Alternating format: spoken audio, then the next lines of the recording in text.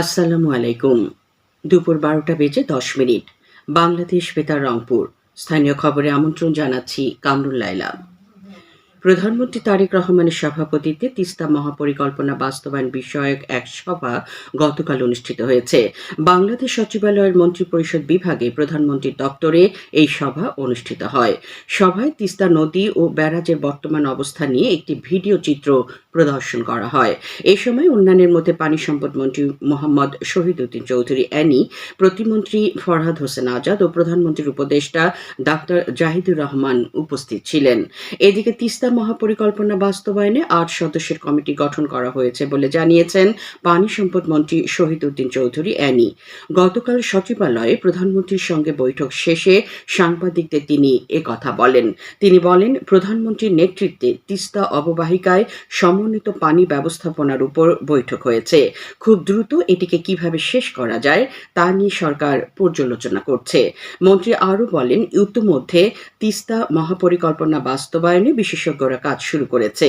পাশাপাশি ৮ সদস্যের বিশেষজ্ঞ কমিটিও গঠন করা হয়েছে। আগামী ১ থেকে ১.৫ মাসের মধ্যেই তারা রিপোর্ট পেশ করবেন বলে তিনি আশা প্রকাশ করেন।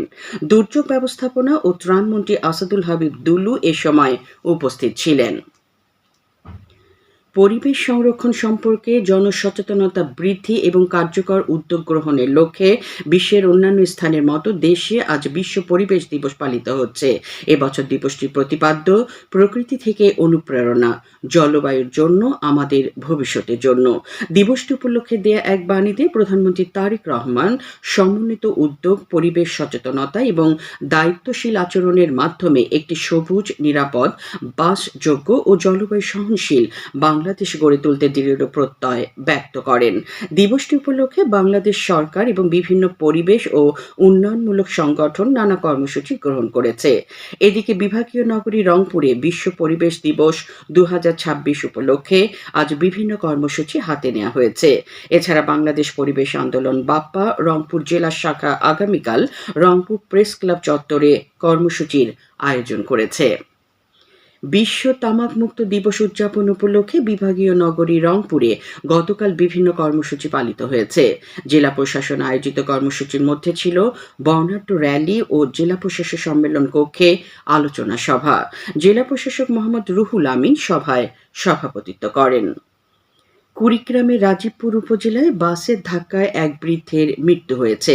গতরাতে রৌমারী জামালপুর সড়কে স্লুইস গেট এলাকায় রাস্তা পারাপারের সময় দ্রুতগামী একটি বাস তাকে ধাক্কা দিলে এ দুর্ঘটনা ঘটে।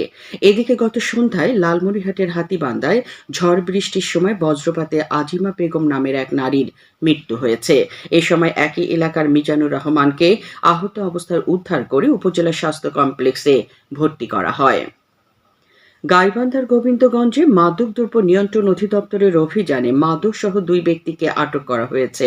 পরে ভ্রাম্যমাণ আদালতের মাধ্যমে তাদের বিভিন্ন মেয়াদে কারাদণ্ড প্রদান করা হয়। উপজেলা সহকারী কমিশনার ভূমি ও নির্বাহী ম্যাজিস্ট্রেট তামসিদ ইরাম খানের নেতৃত্বে গতকাল উপজেলার বিভিন্ন এলাকায় এই অভিযান পরিচালনা করা হয়। এদিকে জয়পুরহাটের কালাইয়ে গতকাল সড়কের উপর ধান মাড়াই ও খড় শুকিয়ে যানবাহন ও জনসাধারণের চলাচলে ঝুঁকি ও বিঘ্ন সৃষ্টির দায়ে দুজনকে জরিমানা করেছে ভ্রাম্যমাণ আদালত। এই সময় ২ কৃষকের কাছ থেকে ১৫০০ টাকা জরিমানা আদায় করা হয়। কুড়িগ্রামে ভুরুঙ্গামারী উপজেলা সদর বাজারের ফকিরহাটি পট্টিতে অগ্নিকাণ্ডে প্রায় ১০০ দোকান পুড়ে ভস্মীভূত হয়েছে। আজ সকালে এই অগ্নিকাণ্ডের ঘটনা ঘটে। প্রাথমিকভাবে ধারণা করা হচ্ছে বৈদ্যুতিক শর্ট সার্কিট থেকে এ আগুনের সূত্রপাত হয়। পরে নাগেশ্বরী ফায়ার সার্ভিসের একটি ইউনিট এসে আগুন নিয়ন্ত্রণে আনে। এখন শুনুন কৃষি সংবাদ।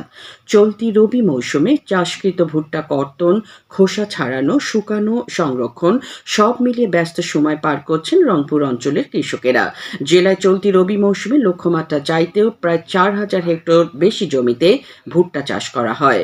এবছর জেলায় ২১,৬৭০ হেক্টর জমিতে ভুট্টা চাষের পরিকল্পনা নেওয়া হলেও আবহাওয়া উপযোগী ও কৃষকদের ব্যাপক আগ্রহের ফলে ২৬,৬৫০ হেক্টর জমিতে ভুট্টা চাষ করা হয়েছে।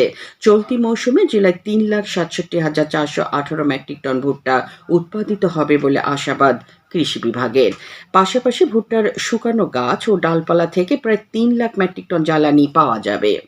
সবশেষে আবহাওয়া। আজ সন্ধ্যে ৬টা পর্যন্ত অভ্যন্তরীণ নদী বন্দরগুলোর জন্য পূর্বাভাসে বলা হয়েছে রংপুর, দিনাজপুর, বগুড়া, রাজশাহী, পাবনা, টাঙ্গাইল, ময়মনসিংহ, ঢাকা, ফরিদপুর, যশোর, কুষ্টিয়া, খুলনা, বরিশাল, পটুয়াখালী, নোয়াখালী, কুমিল্লা, চট্টগ্রাম, কক্সবাজার ও সিলেট অঞ্চলসমূহের উপর দিয়ে পশ্চিম উত্তর-পশ্চিম দিক থেকে অস্থায়ীভাবে ঘন্টায় ৪৫ থেকে ৬০ কিলোমিটার বেগে দমকা থেকে ঝোড়ো হাওয়া বয়ে যেতে পারে। সেই সঙ্গে বৃষ্টি অথবা বজ্রসহ বৃষ্টিপাতের সম্ভাবনা রয়েছে। এসব এলাকার নদীবন্দর সমূহকে ১ নম্বর সতর্কতা সংকেত দেখাতে বলা হয়েছে। খবর শেষ হলো। আমাদের পরবর্তী স্থানীয় খবর প্রচারিত হবে বেলা ২টা ৫ মিনিটে।